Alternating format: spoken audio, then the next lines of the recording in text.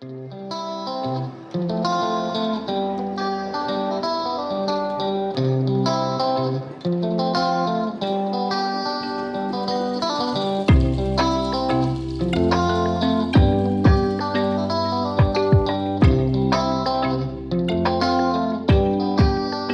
primer lugar, le quiero agradecer a la materia de Deuteros Tomados por su invitación a formar parte de este ciclo de conferencias, a platicarles sobre un grupo de animales que de cierta manera sigue siendo un poco desconocido para nuestro país. Es un poco de lo que tocaremos el porqué de esta situación en esta plática.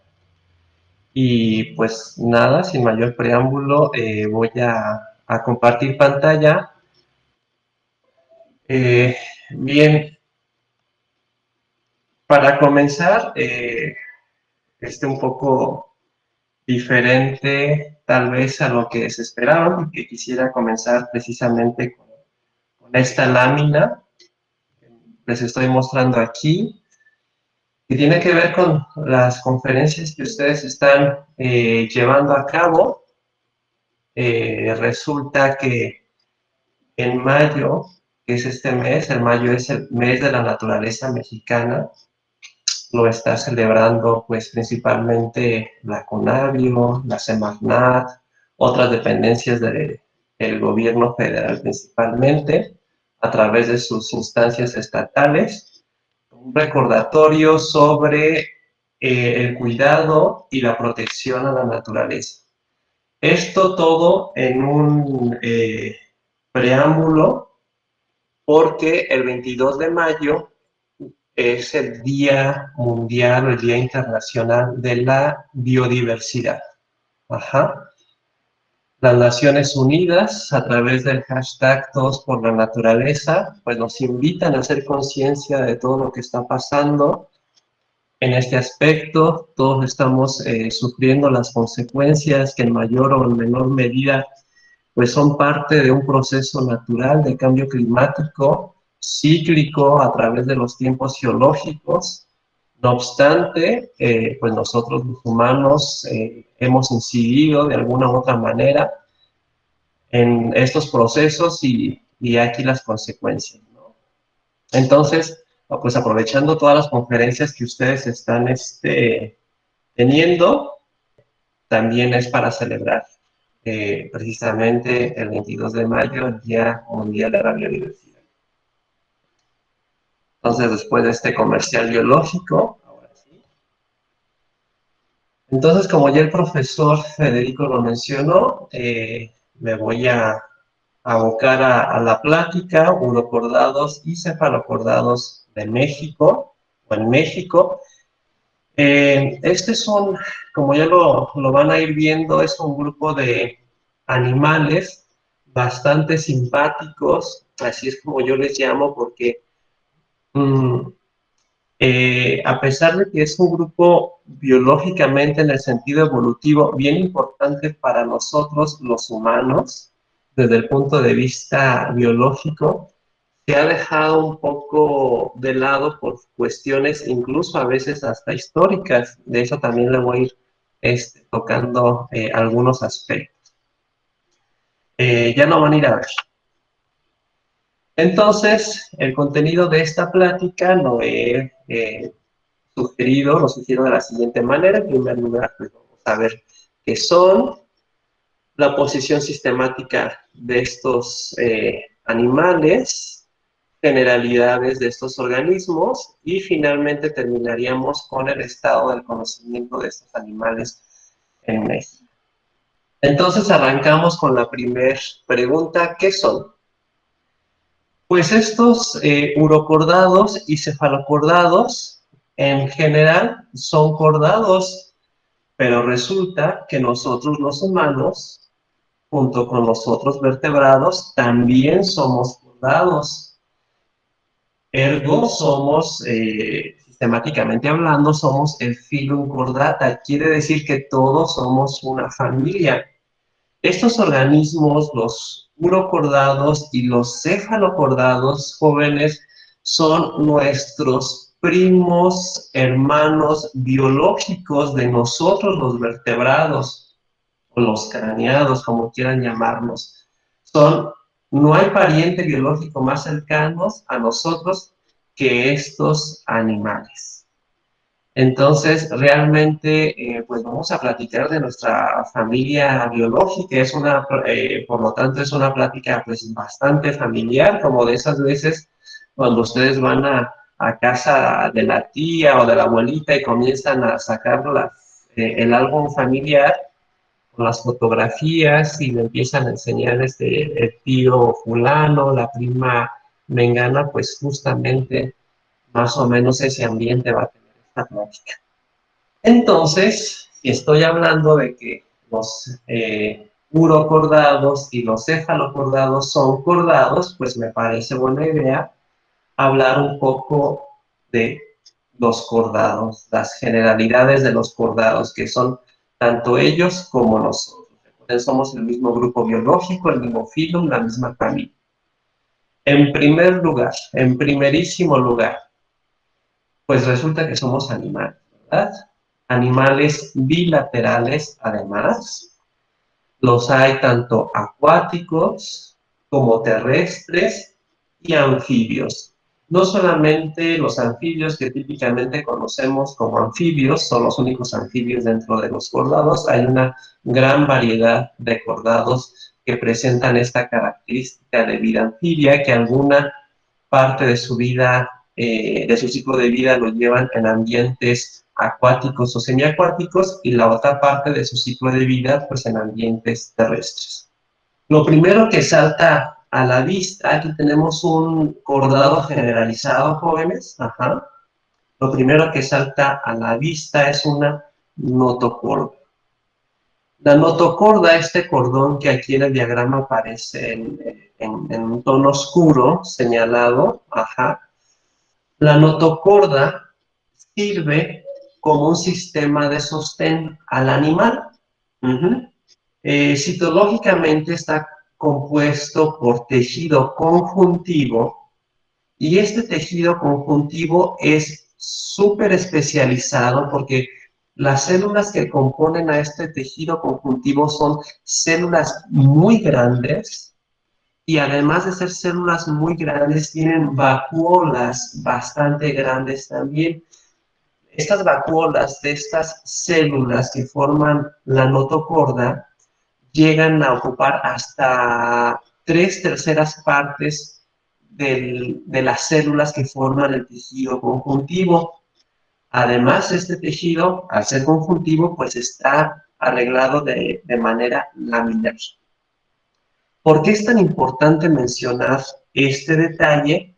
Precisamente porque estas células grandes con estas vacuolas grandes le dan una característica física bien interesante a la notocorda. Esta característica física es que la hace ser una varilla rígida, pero flexible al mismo tiempo. Rígida por esta naturaleza de tejido conjuntivo y flexible gracias a estas vacuolas que están llenas de agua. Un símil que nosotros podemos encontrar de la notocorda en nuestras casas es la manguera de agua con la que luego regamos ahí las plantas. Cuando la llenamos de agua, pues la manguera de agua es rígida pero a la vez flexible. De tal manera que el animal, para avanzarse y constreñir los músculos laterales que tienen la cola, los comprime estos músculos, se vence esa fuerza de compresión, se relajan los músculos, pero la notocorda, al estar flexionada, se relaja también y da un coletazo o un latigazo en forma de S, y esto permite la propulsión del animal. Otra característica de los cordados es el sistema nervioso formado a partir o por un tubo neural dorsal. Aquí lo tenemos en este diagrama representado en amarillo. Algo súper importantísimo y también bien interesante es que este tubo, como su nombre lo dice, es un tubo, por lo tanto es hueco, completamente hueco. Esta característica de ser hueco permite que este tubo neural se pueda flexionar, se pueda invaginar, se pueda evaginar con mucha facilidad, o sea, por la característica de ser hueco el tubo neural, pues se puede que en regiones de este tubo neural, de este cordón nervioso, se pueda flexionar, se pueda flexionar, pueda haber evaginaciones e imaginaciones. Lo que posteriormente, en cordados más complejos, pues facilitó de manera importante la presencia de un encéfalo bastante completo o bastante complejo, mejor dicho, por un lado. Por otro lado, gracias a que está hueco, gracias a que es un tubo, está hueco pero no vacío. ¿Qué es lo que tiene adentro? Adentro tiene el famosísimo líquido encefalorraquídeo. El líquido encefalorraquídeo no es otra cosa más que agua con azúcares y minerales.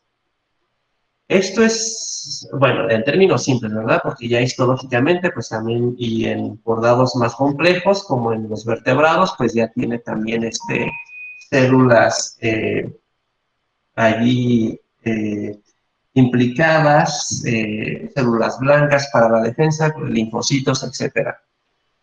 Entonces, pero de manera principal, tiene glucosa y sales.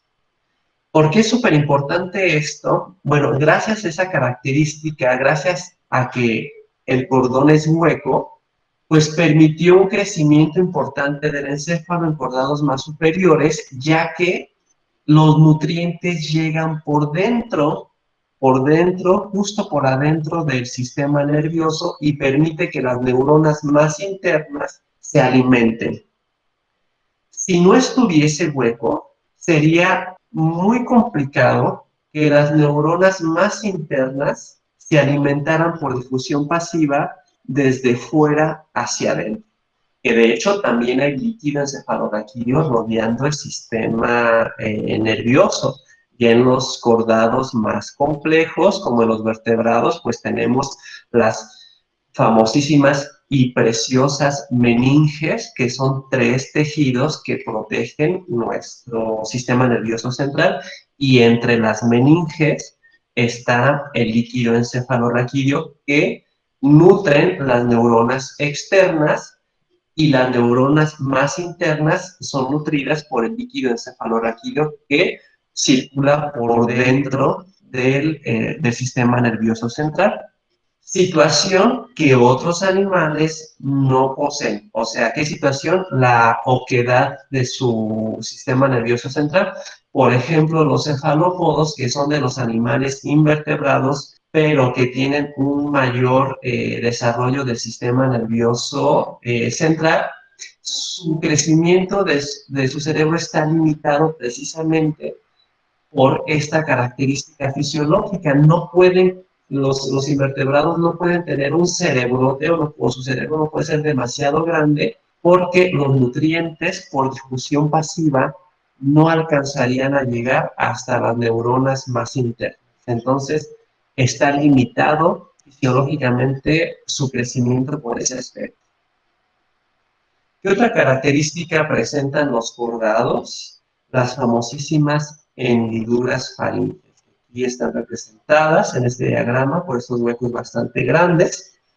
Las hendiduras faríngeas, como su nombre propiamente lo menciona, pues son orificios en la faringe, en la porción faríngea de los cordados. Los cordados más basales, precisamente los urocordados y los cefalocordados, las siguen presentando incluso en la etapa adulta, y en los cordados más complejos, como los vertebrados, desaparecen por ahí del tercer mes de gestación. Nosotros llegamos a tener hendiduras faringeas, pero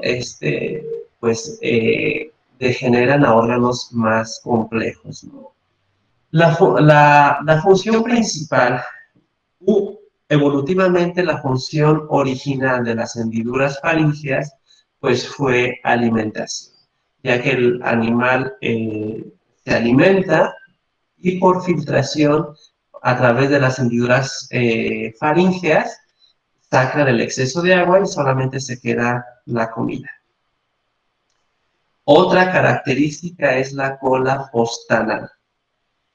Aquí tenemos el ano donde estoy señalando con el puntero.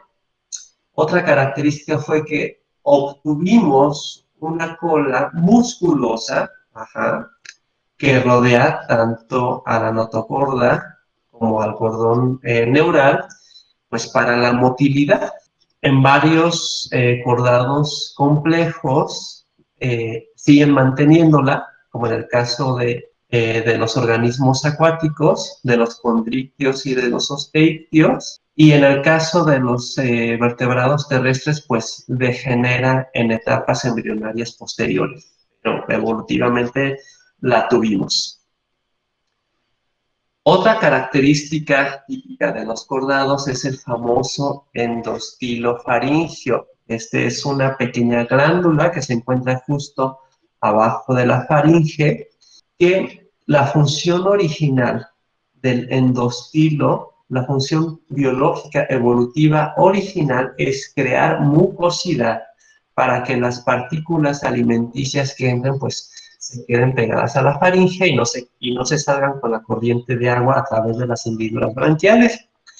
Posteriormente, evolutivamente hablando, el endostilio faringio en cordados más complejos, pues deriva en la glándula tiroidea, que ya nos proporciona hormonas y además es muy importante para la maduración de células blancas también. Estas son las principales características de los cordados. En general se las puse en negro para que no se las olviden. Todos los cordados, ya sea las presentan en alguna etapa de su ciclo de vida, en la etapa larvaria o en la etapa embrionaria, y en algunos otros cordados pues persisten toda la vida. Además de todas estas características, pues también presentamos un intestino completo. En todos los cordados ya tenemos boca y ano, además de estar regionalizado, o sea, ya presentamos regiones muy especializadas en este tracto digestivo, estómagos, intestinos delgados, intestinos gruesos, además apéndices también.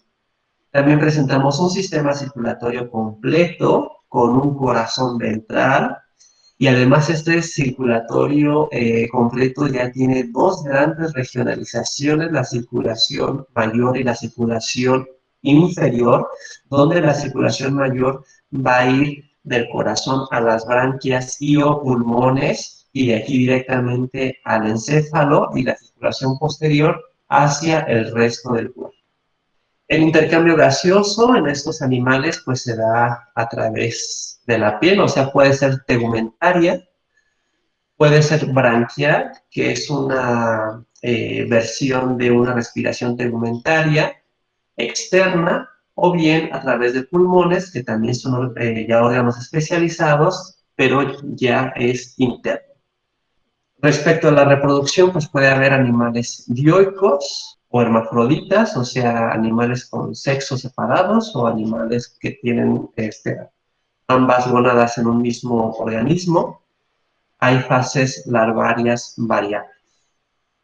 Y esto es solamente una vista muy general hacia los cordados, hacia el filum cordata, nuestra familia, ¿no? Donde nosotros aquí estamos y todos nuestros primos biológicos, nuestros primos hermanos biológicos. Entonces, prácticamente este diagrama que les presento es una fotografía muy generalizada de todos nosotros. La posición sistemática, esto es algo bastante interesante, porque también en tiempos recientes se ha movido un poco o un mucho desde el punto de vista que lo veamos. Ya aquí, pues es más que suficiente, bien sabido, todos somos deuterostomados. Aquí está deuterostomia como superfilum, ajá. Y deuterostomia, el superfilum deuterostomia se divide en dos grandes grupos. El grupo de los Cenambulacraria y el grupo de los cordados. El grupo de los cordados retoma la categoría de filum, entonces es el filum cordata. ¿Ah? El filum cordata se divide en dos infrafila, el infrafilum olfactores y el infrafilum, que a la vez también es un subfilum, el subfilum cefalocordata. Dentro del infrafilum olfactores tenemos dos subfila, el subfilum urocordata y el subfilum vertebrata. ¿Qué quiere decir? Que evolutivamente nosotros, los vertebrados, dentro del filum de los cordados, estamos más emparentados con los urocordados, formando un solo clado, que son el de los olfatores, y nuestro grupo biológico hermano dentro del filum cordado son los cefalocordados. Entonces, nosotros podremos ser llamados vertebrados o craneados u olfatores. Cualquiera de esos términos estaría. Del otro lado, sin una posición sistemática bien descrita, pues se presenta el grupo de los Cenambulacraria, que se divide en dos, en los Cenacelomorpha como filum, ajá, y del otro lado en el grupo de los Ambulacraria, donde están los equinodermos como filum, y a la vez que forman un grupo hermano con los hemicordados. Aquí debo de mencionar algo bastante interesante, los famosos cenacelomorfas son unos animales con bastante suerte biológica, por así decirlo, y para que los conozcan les puse una diapositiva, seguramente nunca los vieron.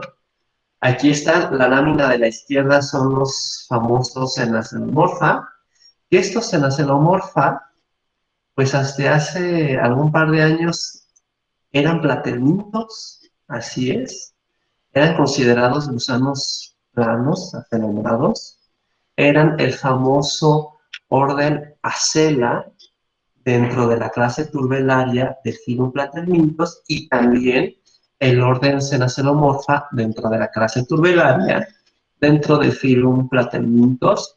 Estos animales son completamente marinos, se les suele encontrar en los complejos arrecifales y pues por verlos chiquitos y planos, pues prácticamente los zoólogos de esos entonces vieron que eran platelmintos, pero muy recientemente con las técnicas embriológicas y de la biología molecular, pues, decidieron estudiar mejor esos animales, pues ni siquiera platelmintos, ni mucho menos protostomados. Resulta que son deuterostomados, son primos hermanos de los equinodermos. Entonces, por eso les llamo animales con una suerte biológica muy grande, porque de ser animales acelomados, brincaron hasta el selecto grupo de los deuterostomados, ¿no? Y los equinodermos, que ya tuvieron una excelentísima conferencia con el doctor Francisco Solís, pues se emparentan con los hemicordados, formando el grupo Ambulacraria, los hemicordados, o los gusanos que se conocen como los gusanos bellota, que son los que tengo en esta lámina de fondo negro. Nada más para que pues, los conozcan porque todavía no los han visto en clase. Entonces, pues aquí estamos hoy por hoy. Aquí, dentro del grupo de los sulfactores, estamos urocordados y a la vez, como grupo hermano de este grupo de factores, tenemos a los cefalocordados. Hoy por hoy esa es nuestra posición sistemática, que todavía tiene algunos detalles por arreglarse y pues ahorita vamos a ver esto. Bueno, entonces pasamos a las generalidades de los urocordados y los cefalocordados y voy a comenzar con los urocordados. Los urocordados, pues es el nombre común entre comillas, porque el vulgo típicamente no conoce mucho a estos animales, entonces más bien es un nombre común, pero para nosotros los biólogos ese es un urocordata.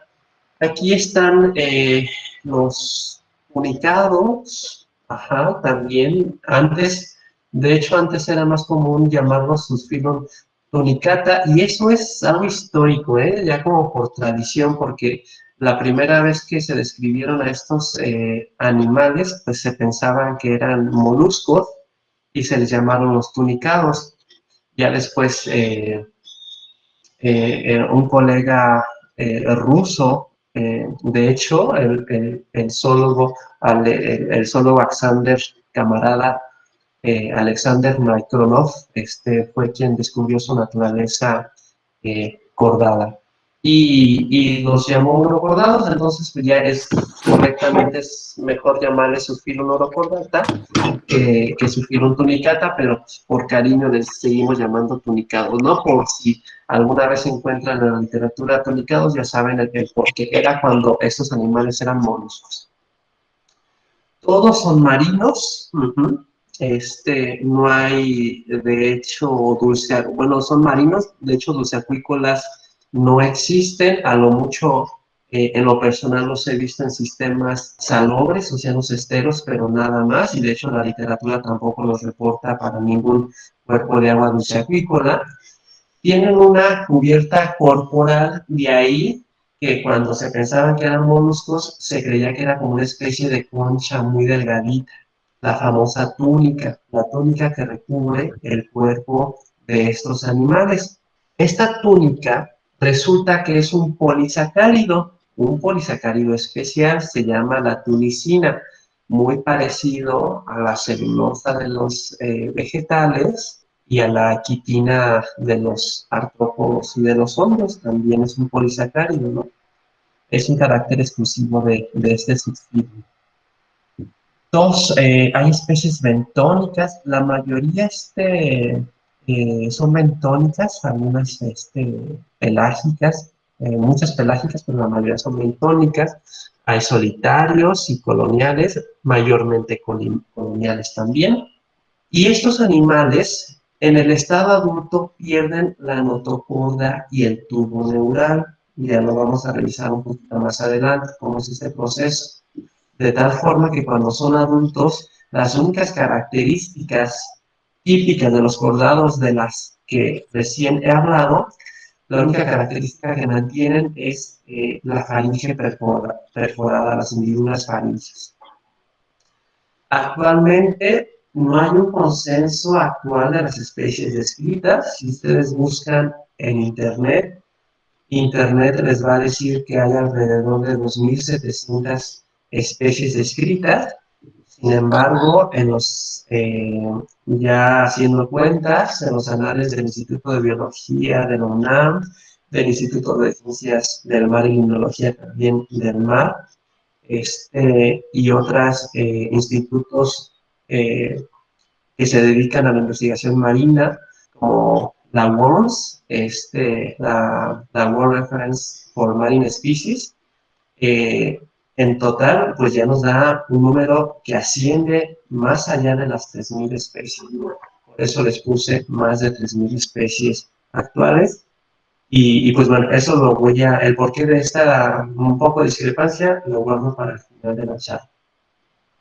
El Suspilum urocordata se compone de 4 clases, 4 grupos biológicos, donde tenemos a bellísimas asidias que, si ustedes ven las asidias en los sistemas arrecifales, seguramente nos van a confundir con poríferos. Es bastante común que los biólogos no expertos o con los ojos no tan aguzados los confundan con poríferos. Pero bueno, aquí está la clase asidia. El grupo de las alpas estas todas son pelágicas, ajá. Los apendicularios, o la clase pendicularia, o la clase larvácea, que en su estado adulto parece una larva de los glucodados, y los aspiraculados. Si se fijan, esta fotografía que yo les presento aquí más bien es un dibujo, no hay muchas fotografías o incluso dibujos de esto, ya que este grupo antes se consideraba parte de las ascidias, era un orden dentro de las ascidias, nada más que recientemente a este orden se elevó a nivel de clase. Algunos caracteres que les mencionaré más adelante. Para hablar un poquito de cada uno de estos grupos, en primer lugar, pues tenemos a la clase Acidaria, a las ascidias. Todas las ascidias, absolutamente todas son sésiles. Hay especies solitarias, pero la mayoría de las especies son definitivamente coloniales. Ya nada más que belleza de animal. Típicamente son de aguas poco profundas.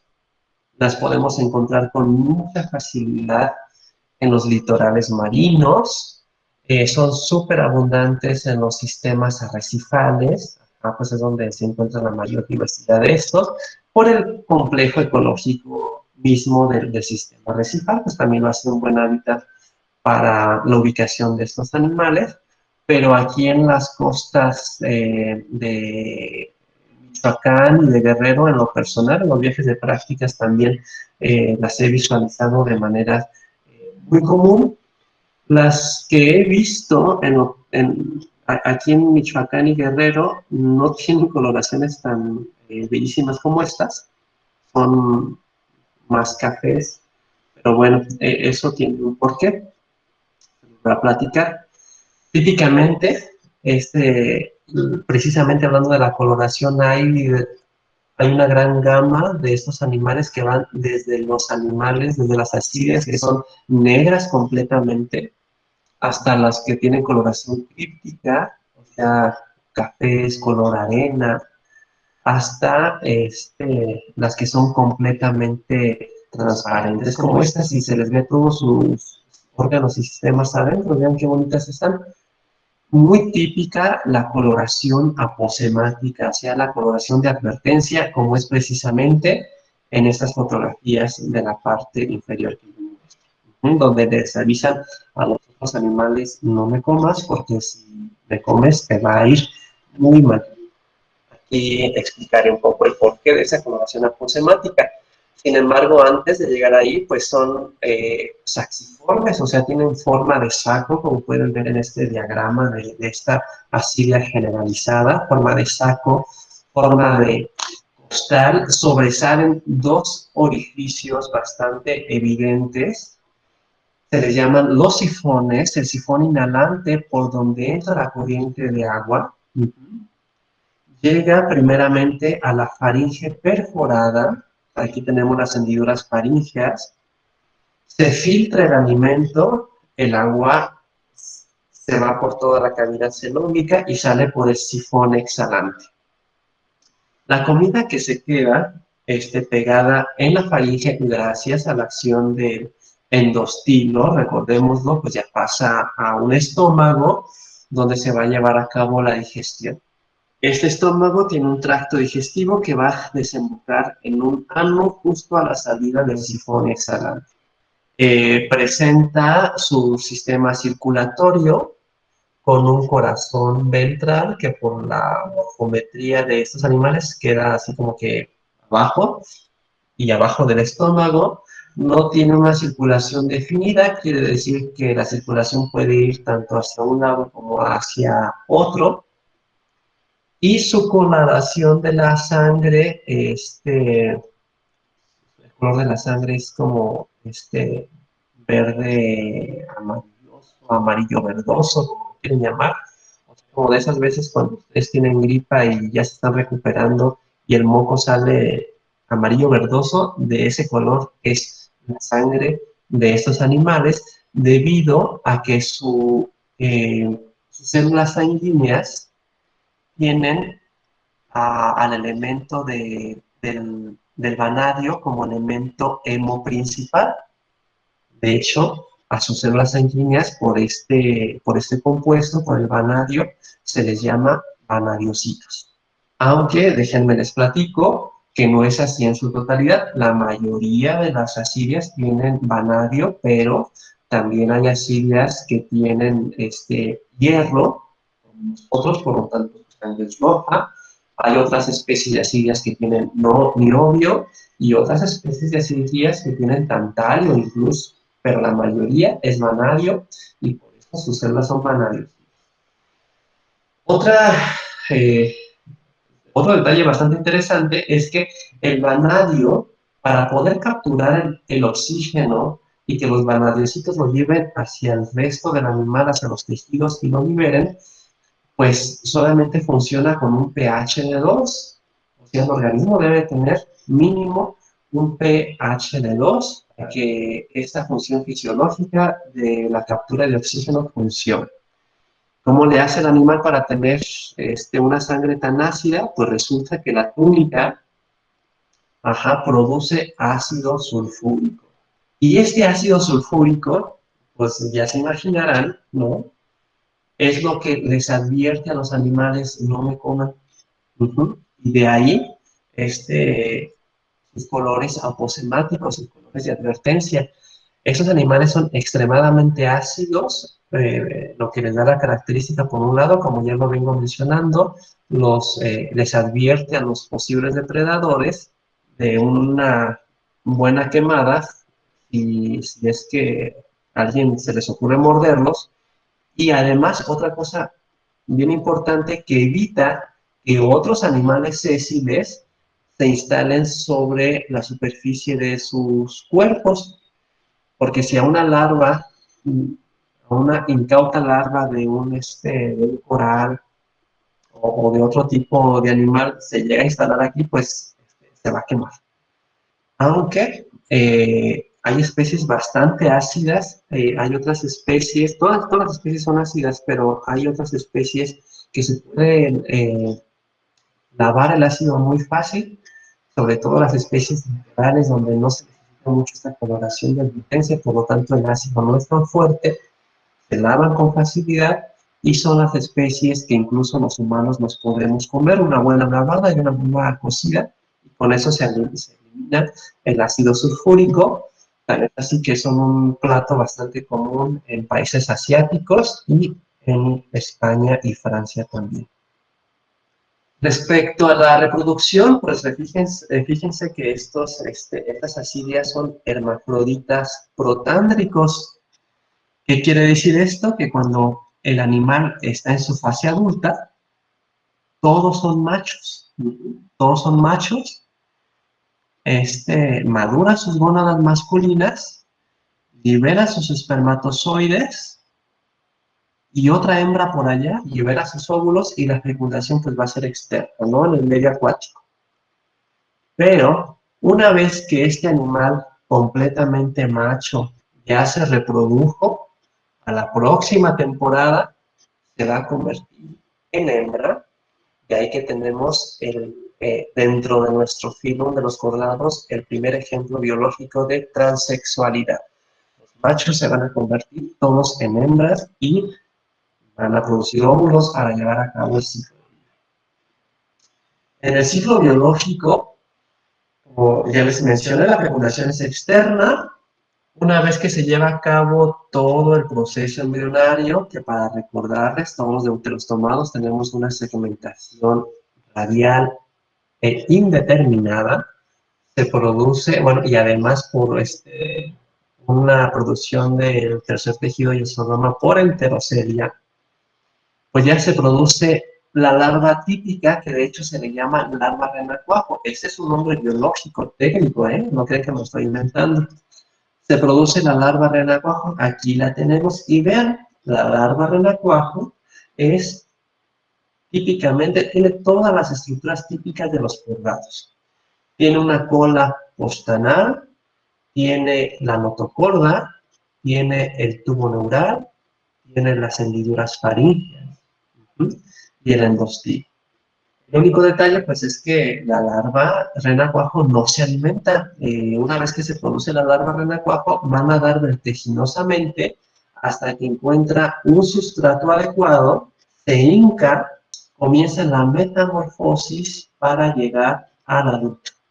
En esta metamorfosis se reabsorbe la cola con todos sus componentes, el músculo, la notocorda y el cordón nervioso, se reabsorbe. De hecho, es lo que el animal utiliza como alimentos nutricios para que se lleve a cabo toda la metamorfosis, y queda de estos elementos pues solamente la faringe perforada con su endostito y una estructura morfológica ya muy diferente a lo que una vez fue el estadio de larva. ¿Cuál es la vida promedio de la larva? La mayoría de las especies, incluso el estadio larvario, solamente dura algunos minutos. Hay otras especies que a lo mucho duran en estadio larvario alrededor de 2 días, nada más. Y lo utilizan pues para dispersión de la especie y colonizar otros hábitats.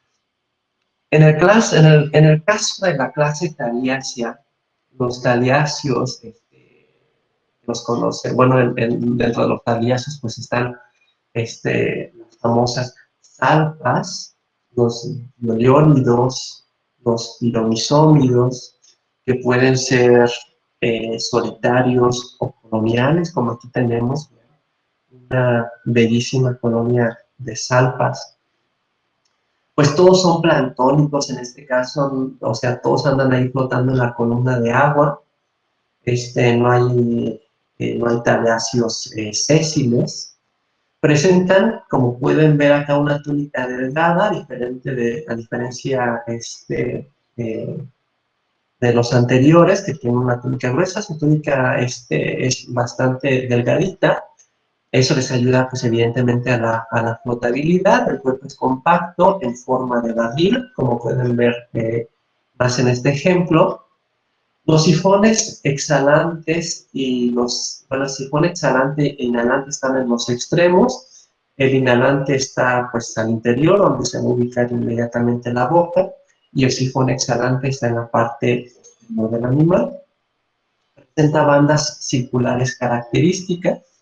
Vean, aquí se ve perfectamente bien las bandas circulares, que si estas bandas circulan todo el cuerpo o solamente una parte, pues son caracteres taxonómicos importantes. Los piromizómidos, que tenemos aquí un ejemplo de piromizómidos, antes estaban adentro de los diólidos, pero se formó una clase aparte, y tiene la característica de que son bioluminiscentes. Ellos en sí no, más bien en su faringe tienen colonias de bacterias bioluminiscentes que cuando se molesta al animal, pues puede reaccionar de esa manera.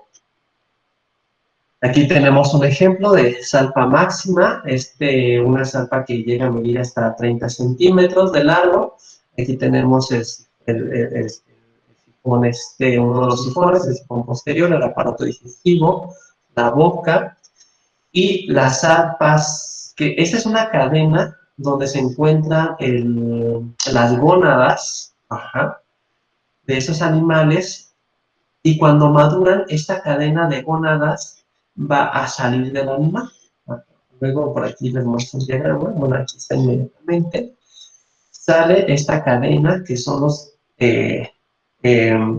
gonozoides, propiamente dicho. Los gonozoides masculinos pues liberan los espermas, los femeninos los óvulos. Nuevamente se da la fecundación externa en el medio acuático. Se realiza el desarrollo embrionario y se produce la larva renacuajo, la típica larva renacuajo con los caracteres de los condados. Luego se metamorfosea a el estado adulto y ahí tenemos una salpa nuevamente. Aquí es muy común que cuando se ande buceando, sobre todo en aguas tropicales, en aguas someras, es una fotografía típica en internet, pero hay muchos de buzos de aguas muy someras que vemos, hay unas cadenas bastante complejas de salpas, bellísimas. Estas cadenas pueden ser desde algunos centímetros hasta 10 metros de largo. Entonces, realmente, cuando uno tiene la suerte de encontrarse con esto, es una maravilla. La clase apendicularia, o la clase larvácea, antes larvácea típicamente que ya es más correcto llamarle los apendicularios. Todos son planctónicos también y como pueden ver en estas fotografías, son unos animales que en su estado adulto retuvieron las características típicas de los cordados. De hecho, estos animales, como se pueden estar dando cuenta, parecieran o tienen la cara de la larva renacuajo de las clases que recién acabo de presentar. Nada más que ellos retienen esas características por un proceso paidogenético, muy probablemente. Retienen esas características juveniles hasta el estado adulto, esto es lo que quiere decir la paidogénesis, y a partir de aquí, precisamente, es donde se dan las siguientes hipótesis del desarrollo o del desarrollo evolutivo de los cordados más complejos. Son ecológicamente muy importantes, ya que son unos voraces de plancton, son los principales consumidores, pero sobre todo del nanoplancton, o sea, son muy comunes en realidad. Y otra de las características que tienen ellos es que presentan una oicopleura.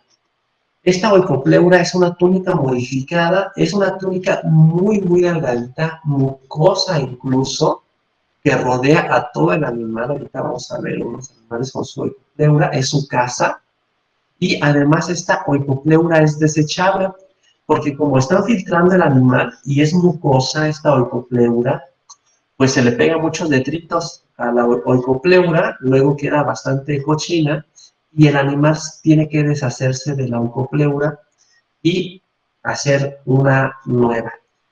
Esto, entre comillas, no es así, tal cual, porque mientras se está ensuciando una oicopleura, el animal ya está creando nuevas oicopleuras, de tal manera que el larvacio nunca queda desnudo completamente.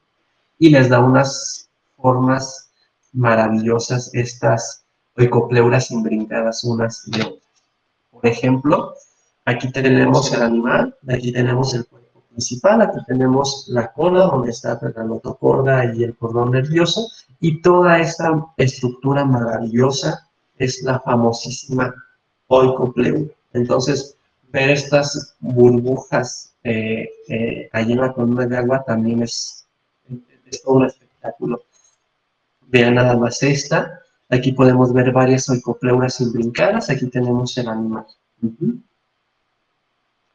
Pues la estructura, aquí tenemos la cavidad bucal, la faringe perforada como buen cordado, el esófago, el intestino pues bastante cortito y desemboca en el ano. La cola, donde está la notocorda, el cordón nervioso, pues en el estado adulto gira 90 grados de tal manera que queda de esta manera como ustedes la están observando. El endostilo está aquí abajo, precisamente, abajo de la faringe, y tenemos también su corazón. Bombea la sangre a todo el cuerpo del animal. Esto es, a mí me parecen súper simpáticos porque uno los ve así y uno dice, pues bueno, están todos sencillitos, ¿no? Taxonómicamente, ¿qué les vamos a ver? Pero la taxonomía de estos animales es todo un lujo, es una maravilla, porque se tienen que hacer dibujos, preparaciones, tinciones de estos animales, pues para ver la posición de los órganos adentro del cuerpo, vistas ventrales, vistas axiales, vistas laterales, y en cada especie estas posiciones, en cada una de estas vistas, estas posiciones de estos órganos, me refiero, cambian, y es lo que se toma en cuenta como caracteres taxonómicos. Incluso las estructuras de las oicopleuras, vean nada más. Ajá, aquí tenemos el animal en medio, vean, aquí tenemos el cuerpecito en este caso, aquí tenemos la cola, y vean la estructura de la oicopleura, y se tiene que dibujar, se tiene que regionalizar, cada región de las oicopleuras también tiene nombres bastante específicos, y bueno, de ahí que un parte de la conclusión final es que pues muy pocos biólogos, zoólogos quieran entrar a estos grupos, ¿no? Tiene una taxonomía complejísima, pero al mismo tiempo pues súper bonita por todo lo que se tiene que hacer en este trabajo taxonómico, ¿no? tinciones de la alcopleura, ven estos dibujos, más dibujitos a manos, obviamente las fotografías translúcidas que nos ayudan muchísimo. La especie más común, precisamente, es esta alcopleura dioica. En el ciclo de vida, en el desarrollo embrionario, pues, perdón, en el ciclo de vida, en su desarrollo como tal, también tenemos eh, machos y hembras, también protámicos, aunque aquí ya hay algunas especies dioicas, definitivamente. Los machos se pueden distinguir por esta gónada, las gónadas crecen muchísimo ambos sexos. Sin embargo, los machos tenemos una masa compacta, bien, aquí tenemos, indistinguible, y las hembras se le ven todos los óvulos, se le pueden distinguir los óvulos. Aquí tenemos una hembra y un macho. Entonces es muy fácil de conocer, diferenciarlas entre hembras y machos. Se liberan los espermatozoides, se realiza la fecundación externa, se lleva a cabo el proceso embrionario. Emerge la larva renacuajo, la típica larva renacuajo, que se va a metamorfosear en un adulto, que básicamente es la migración de la cola 90 grados hacia abajo. Bueno, eso fue respecto al Susphyllum urocordata. Los cefalocordados o el Susphyllum cephalocordata, aquí es donde tenemos a los anfioxos, típicamente los que los llaman, también les llaman, los que los conocen, perdón, les llaman lancetas, por su forma característica del cuerpo, o bien leptocardios. Este es un nombre muy dentro del gremio, y ahorita voy a decir por qué leptocardios, pero pues también se asignan a los biólogos que se dedican muy a estos animales. Son costeros, son muy comunes de las aguas templadas, son sedentarios, no sé si les gusta estar enterraditos en la arena, en el litoral marino son bastante comunes, vean la fotografía como típicamente se encuentran, pero si son molestados o bien quieren buscar otra zona de alimentación, fácilmente se pueden ir y nadar. No son tan buenos nadadores todavía como los peces, pero sin nada, ¿no? O sea, es rápido. Estos animales son típicos porque presentan las estructuras, bueno, más bien dicho, son animales especiales biológicamente hablando porque presentan las estructuras típicas de los cordados en la fase adulta. En ellos, siendo adultos, presentan todas las características de los cordados que ya mencionamos, ¿no? La faringe perforada, el endostilo, la notocorda, el cordón nervioso dorsal, en ellos persiste hasta el estado adulto. Son pisiformes, o sea, tienen forma de pececito, como pueden darse cuenta, y su coloración, pues no hay coloraciones, hay desde los blanquecinos a translúcidos. Su alimentación es filtradora a través de estos tentáculos orales que tienen en la parte anterior, alrededor de la boca, igual. El endostilo crea moco que sujeta las partículas orgánicas ingeridas y el exceso de agua sale a través de las hendiduras faríngeas. Su tamaño, pues en el estado adulto y dependiendo de la especie, va desde unos 4 centímetros a 8 centímetros. Vean esta mano para que más o menos se den cuenta qué tamaño tienen en la vida. Lateralmente están comprimidos, afilados en ambos extremos, de ahí el nombre anfioxo, o sea, puntas en ambos lados. La aleta dorsal está ensanchada y se aplana bien en la parte caudal para formar también una aleta caudal especializada.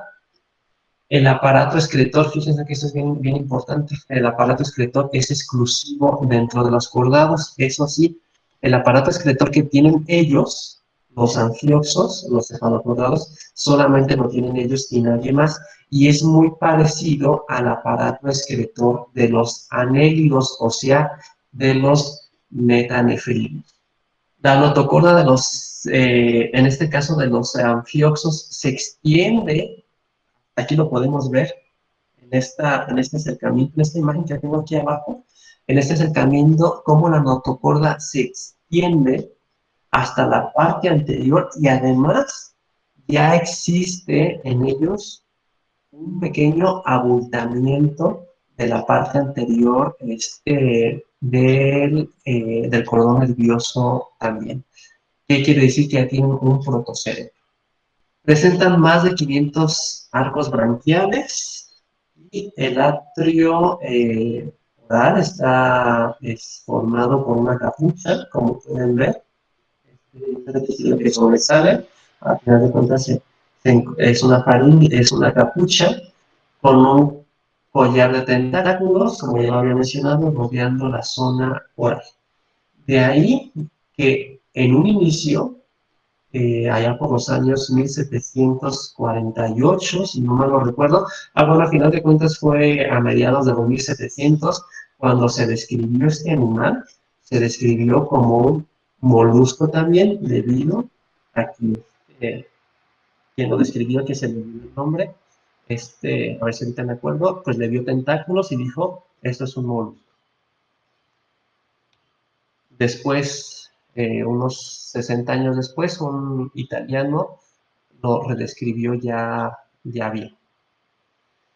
Las reproducciones por sexos, o sea, respecto a la reproducción, ellos sí tienen sexo separado, todas las especies son dioicas, o sea, hay hembras un poquito más grandes que los machos, ajá, tienen un número pareado de gónadas grandísimo, más de 50 pares de gónadas, tanto en los machos como en las hembras de todas las especies. Quiere decir que sus gónadas están segmentadas, y aquí en este ciclo de vida podemos ver cómo pues también la hembra libera los óvulos, el macho libera el esperma, se realiza en el medio ambiente la fecundación.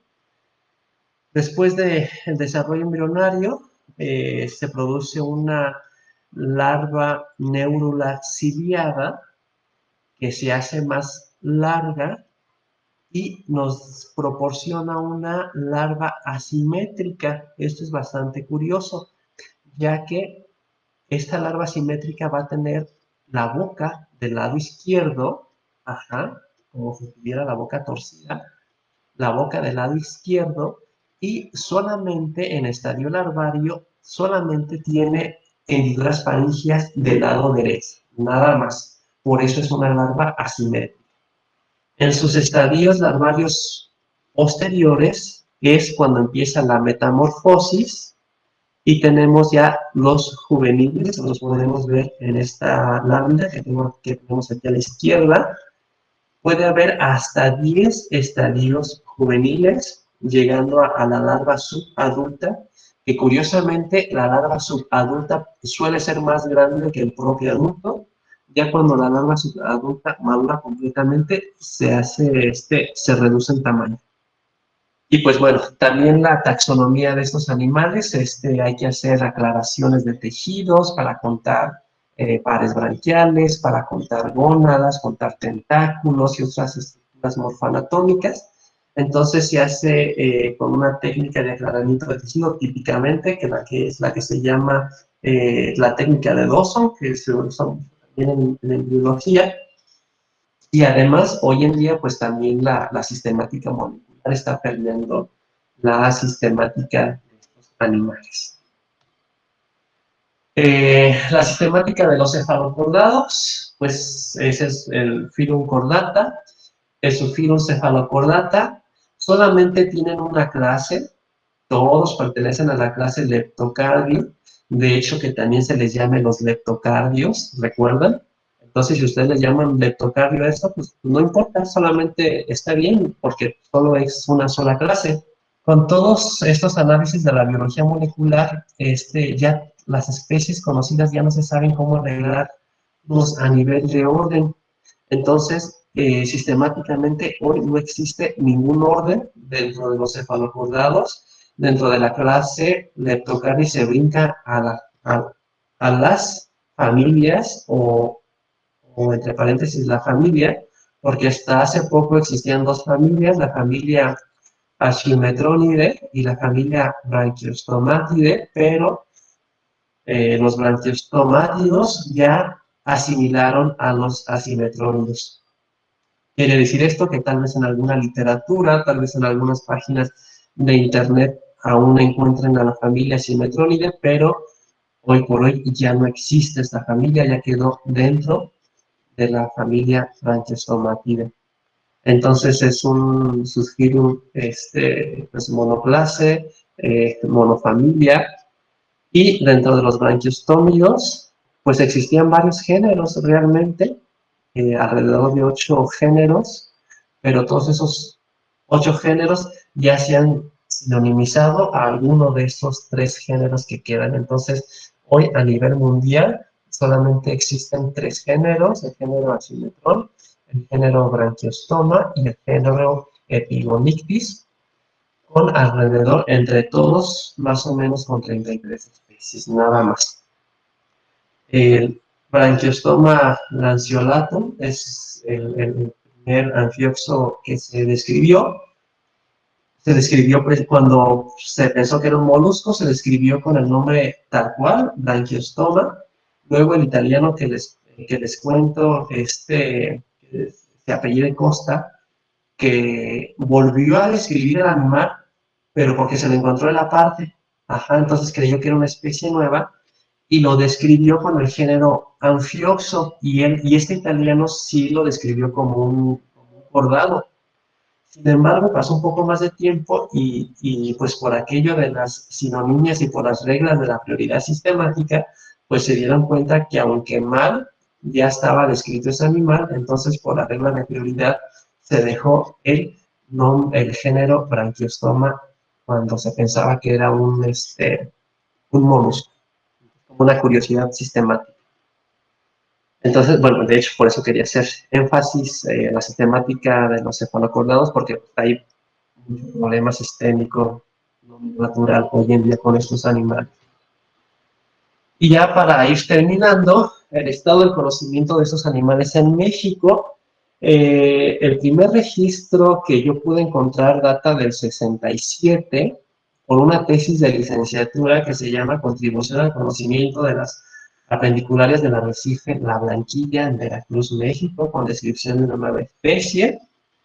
Y pues aquí este estudiante de ese entonces, de la Facultad de Ciencias de la UNAM, identificó 20 especies en esta región y describió una especie del género Pectilaria, pero en los apendicularios, o sea, un urocordado. Después estuve viendo, de ahí navegando por los anales del Instituto de Ciencias del Mar, también encontré esta tesis, estudio preliminar de las especies de la familia Hypopleuridae en el Golfo de Tehuantepec, pero solamente me encontré con la portada de la tesis no está por ningún lado. Y ahí tenemos un trabajo bastante bueno en el 2010, o sea, relativamente reciente, que es distribución y diversidad de los apendiculares en el sur del Golfo de México. Fíjense, nada más en el sur. Y aquí estos autores pues identifican 22 especies de apendicularios, de las cuales Citralidia venusta y Pelagonia Pelagopleuro-presa realizan su primer registro para el Golfo de México.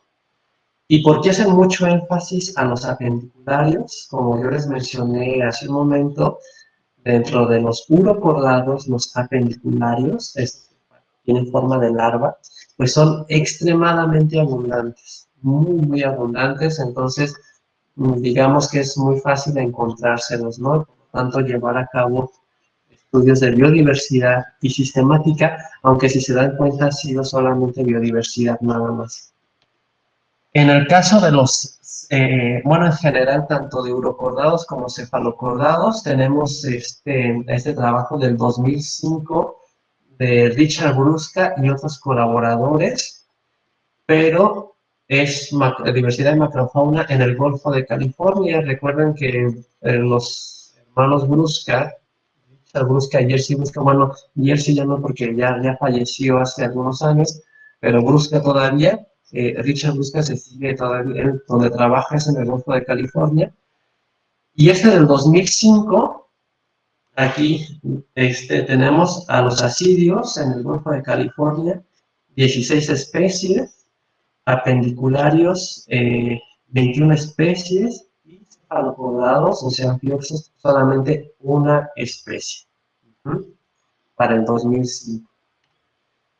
Para el 2016, otro trabajo bastante bueno, composición taxonómica y distribución de los cefalopodados, o sea, de los anfioxos en México, pero eso es bastante curioso, o sea, esos artículos que los menciono, pues los tengo, por si gustan se los puedo compartir.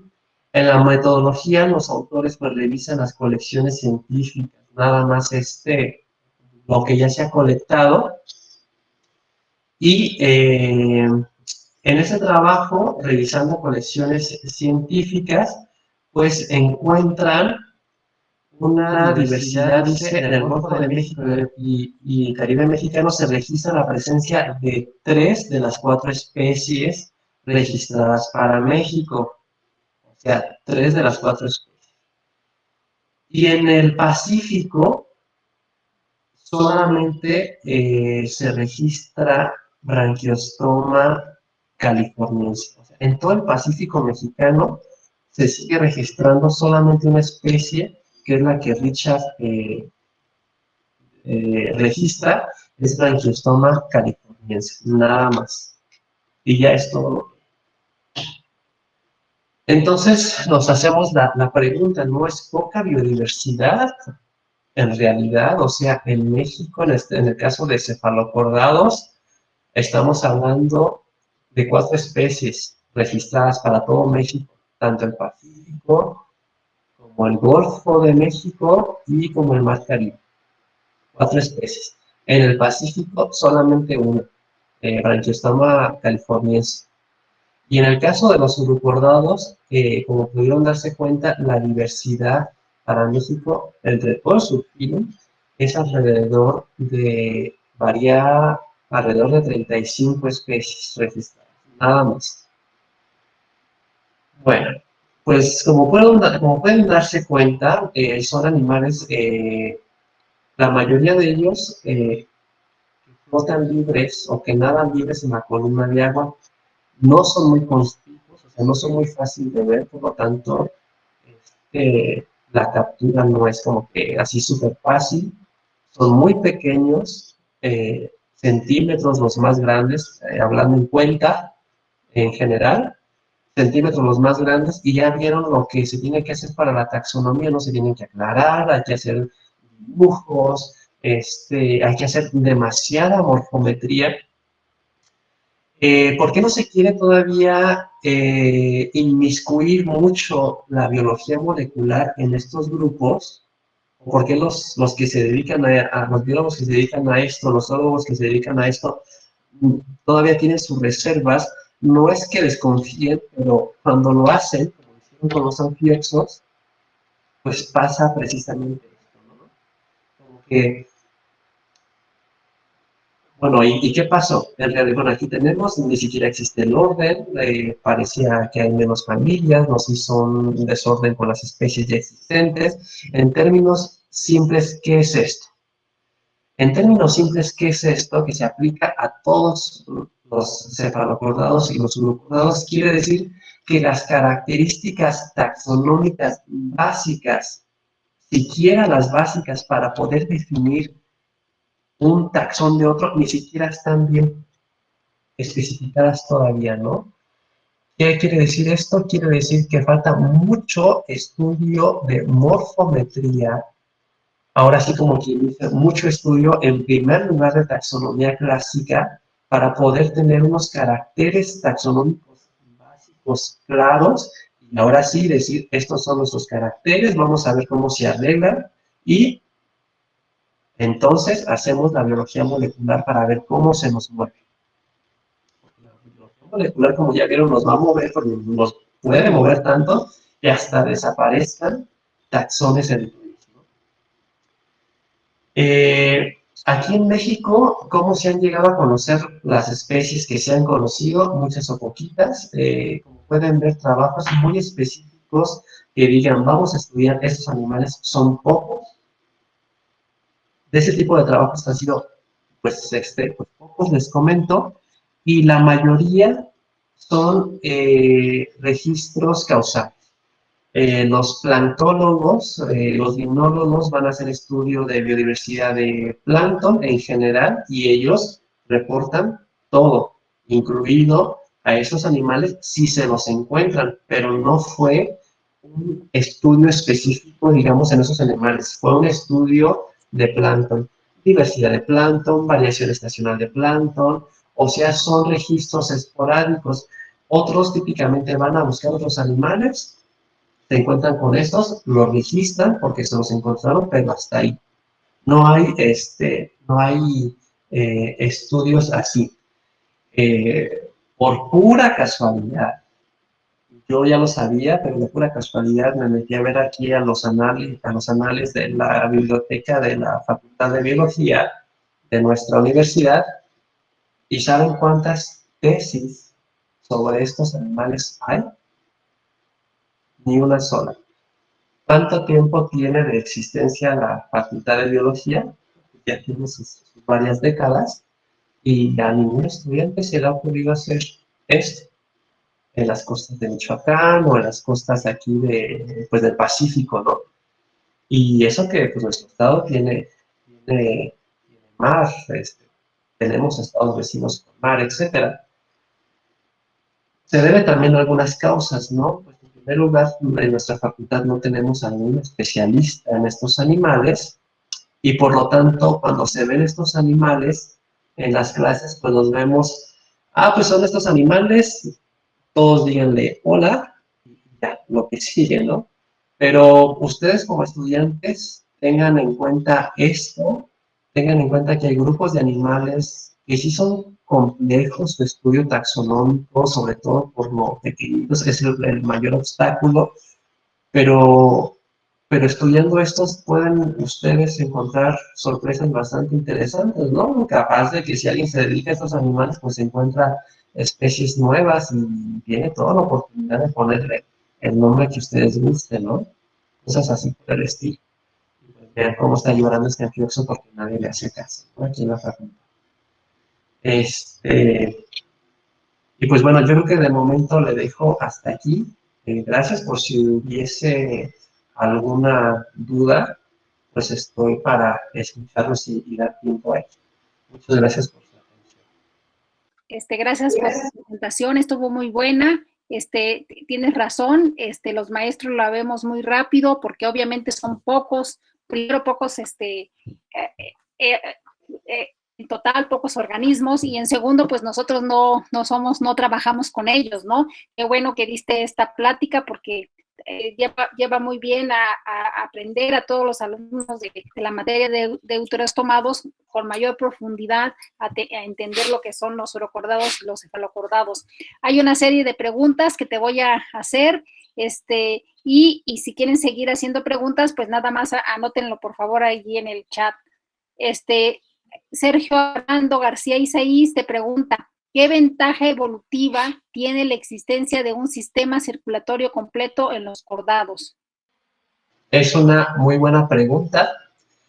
Un sistema circulatorio completo y además cerrado, es algo también que se me pasó comentar, pero ya aprovechando lo comento, nos da esta división de las dos circulaciones, la circulación anterior y la circulación posterior.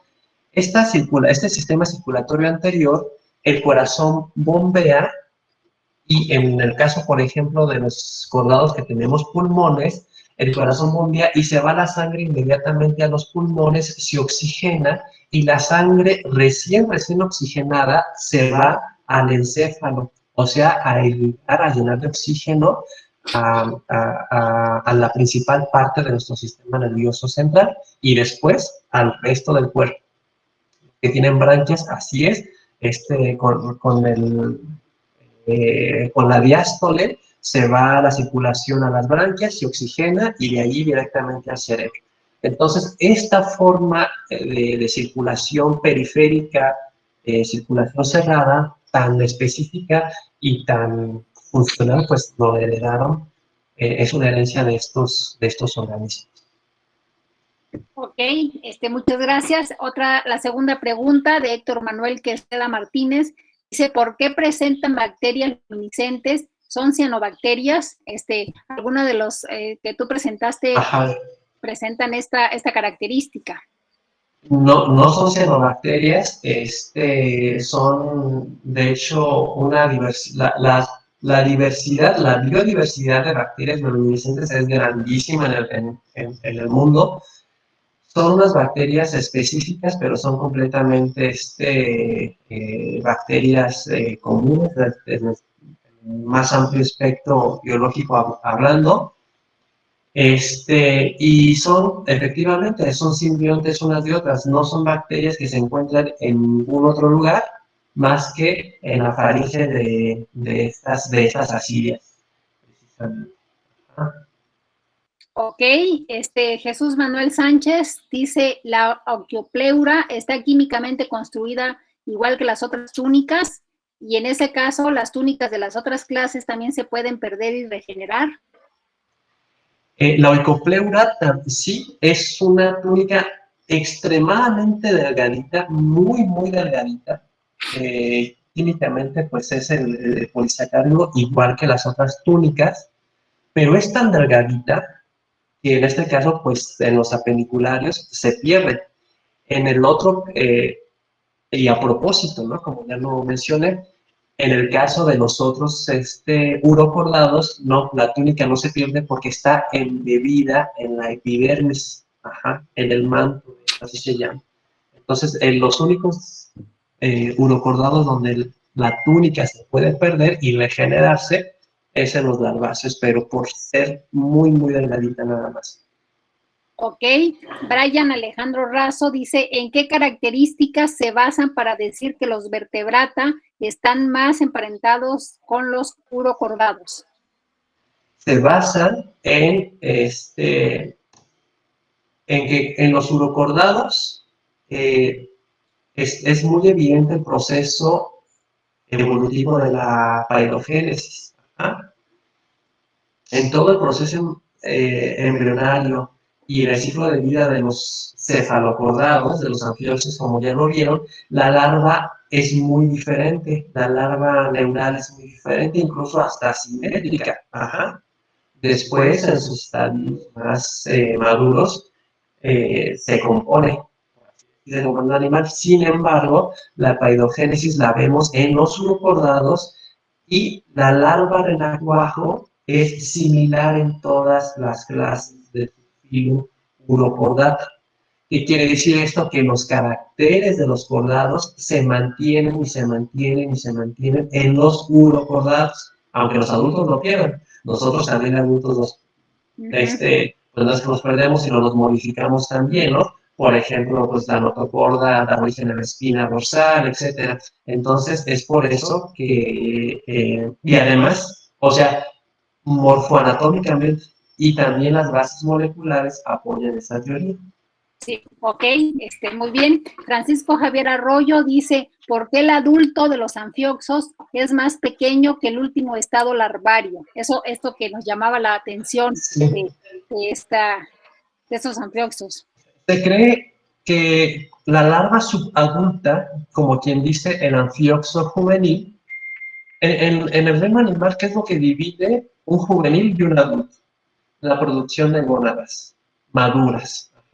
Entonces, como se dieron cuenta, los anfioxos tienen muchísimas gónadas, típicamente más de 50 pares de gónadas. Entonces, la producción de las gónadas, como todos ustedes saben, producen demasiados gametos, más los machos. Por eso, bueno, eso ahorita lo comento. Producen millones de células. Entonces, la energía necesaria para madurar las gónadas parece ser que hace que el animal se reabsorba. Entonces, cuando se está reabsorbiendo el animal, se están produciendo el tejido gonádico. Y los machos son más pequeñitos porque, pues, energéticamente producen más células gaméticas que las hembras, entonces quedan más chaparritos todavía. pero es debido a ese detalle. Ok, Brian Alejandro Razo dice, en las asidias, ¿cuánto tiempo dura la metamorfosis de la larva al adulto una vez que encuentran el sustrato adecuado? La metamorfosis también es muy rápida, estamos hablando alrededor de minutos. En las especies que se tienen en estudio en acuarios, por ejemplo, no podemos hablar en general, pero las que se han estudiado, la metamorfosis dura no más de 20 minutos. O sea, rápido, ¿no? Sí, es rápida. Pero decías de algunas que tardaban un poco más. Ajá, el estadio larvario. Cuando la larva renacuaja anda buscando dónde fijarse, Ajá. ahí comienza la metamorfosis de la larva al adulto. Entonces, la metamorfosis en sí es muy rápida, eso sí, en todas las especies. Ah, ok. De Néstor Rubén Arraña Méndez, ¿por qué en el estado adulto se pierde la notocorda y el tubo neural? Esto es una pregunta de corte evolutivo. Realmente, lo complejo es aquí la famosa larva tipo renacuajo, que parece ser que es una larva que se deriva de una larva tipo epineura de algún hemicordado ancestral, donde por atrofia de los músculos de esa larva epineura se alarga, se produce entonces la cola, desaparecen los cordones ciliados y los nervios que movían los cordones ciliados se fusionan y hace que aparezca el cordón neural. Al final de cuentas, eso estamos hablando de la etapa larvaria. Para llegar al adulto, eso sí se sigue manteniendo la forma adulta. Entonces, si se fijan, eso es bien interesante porque esas mutaciones ocurrieron en las fases larvarias de estos animales ancestrales, pero el adulto sigue siendo tal cual. Solamente que los larváceos y los vertebrados emergemos de un estado paedomórfico de esa larva mutante, ¿no? Bueno, aquí ya le agregué un poquito más, ¿no? de la pregunta, pero es por eso que se pierden en este grupo específicamente del que pregunta Néstor, porque al final de cuentas tiene que alcanzar su estado adulto y en su estado adulto, pues Ceci no necesita eso. Lali Baez Sandoval, ¿por qué el sistema excretor es diferente en los cefalocordados y cuáles son esos órganos exclusivos? Esos órganos exclusivos son órganos excretores muy similares a los nefridios de los anélidos. Recuerden los anélidos son segmentados, como el nefridio comenzaba en un metámero y desemboca en el otro.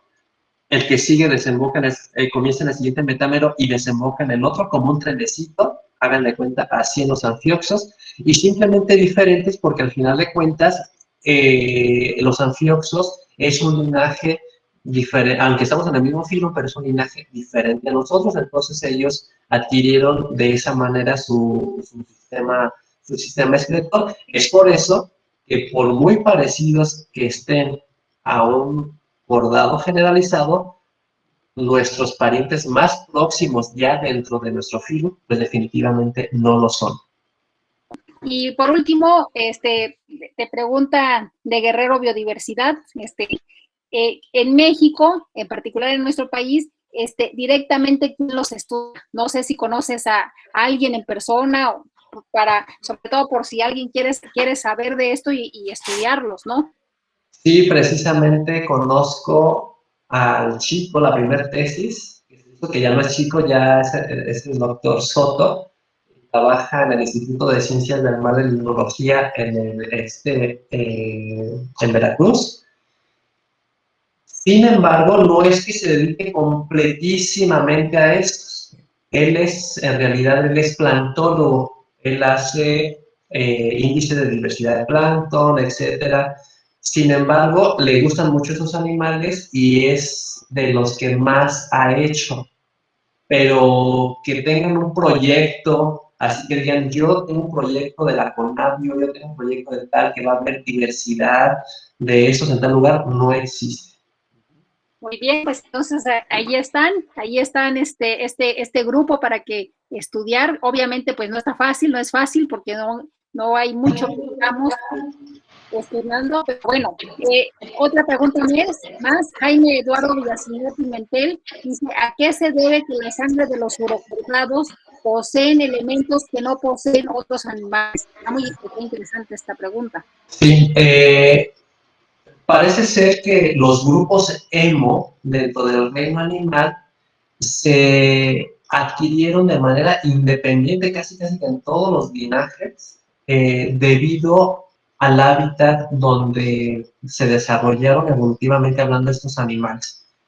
Nosotros típicamente sabemos que el principal grupo emo es el fierro, pero eso entre comillas, solamente porque nosotros los vertebrados lo tenemos, ¿no?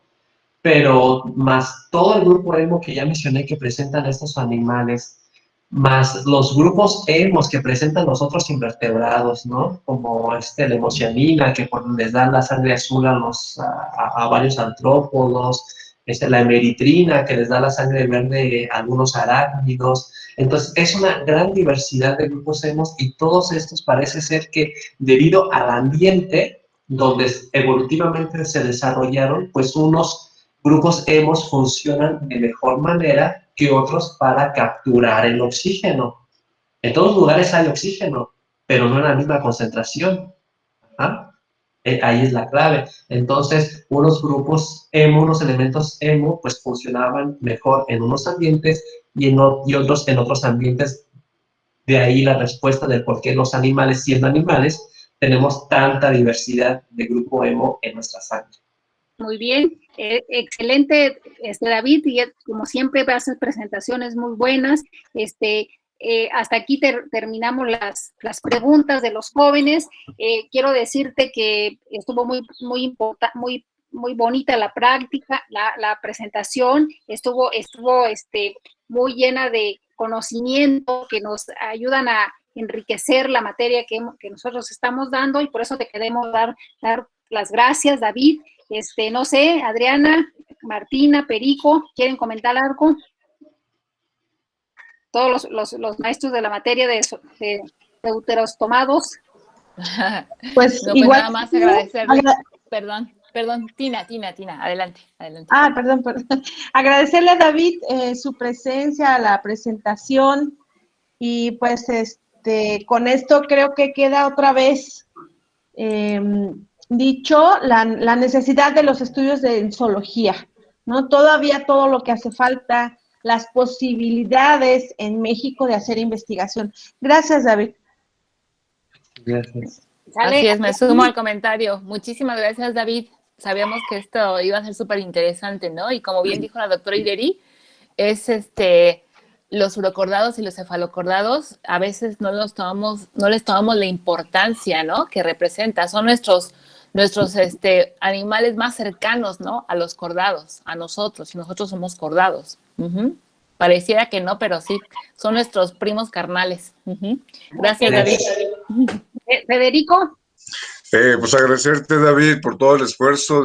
Ya ves que antes de esta conferencia, pues todos los detalles técnicos que se tuvieron que ver junto con César, Adriana, y pues realmente es un tema muy interesante. Como dice Adriana, pues son nuestros cercanos, ¿no? Y a veces como especie nos sentimos los plus ultra, pero pues hay que saber que debemos ser humildes, creo, como seres humanos, y creo que es lo más importante, ¿no? Bueno, pues gracias, David. No, pues muchas gracias a todos ustedes por la invitación. Bueno, como ya se dieron cuenta, no soy especialista en esto, pero siempre que los he visto en el litoral, en la especialidad, sí los estudié y todo eso, pero pues nada más, yo sí les tengo mucho cariño a los cefalocordados y a los urocordados, no se me olvida que son nuestra familia. David. Entonces, pues de cualquier manera, al final de cuentas son nuestros parientes invertebrados, por eso que los seguimos tomando en cuenta, ¿no? No, pues muchas gracias por la invitación. David. Ramón Cancino. Sí. David, pues dices que no eres especialista. que nada más lo pareces, ¿qué tal si lo fueras? ¿Sí? Si eso es que no lo eres, si lo fueras, Soy difícilmente pudiera ser solo, mejor. por eso. David, difícilmente pudiera ser mejor. ¿Eh? Es lo que te puedo decir. Dale, muchas gracias, David. Como siempre, todos los maestros y todos los que damos de Úteros Tomados te damos las gracias. Y pues aquí estamos. Y todos los viernes, recuerden, vamos a tener juntando a todo el nivel para las presentaciones de las pláticas de los diferentes grupos animales que estamos viendo en la materia. Bueno, muchas gracias. Gracias, chicos, por su asistencia y sus preguntas y su interés. Hasta luego. Hasta luego. Gracias, David. Gracias.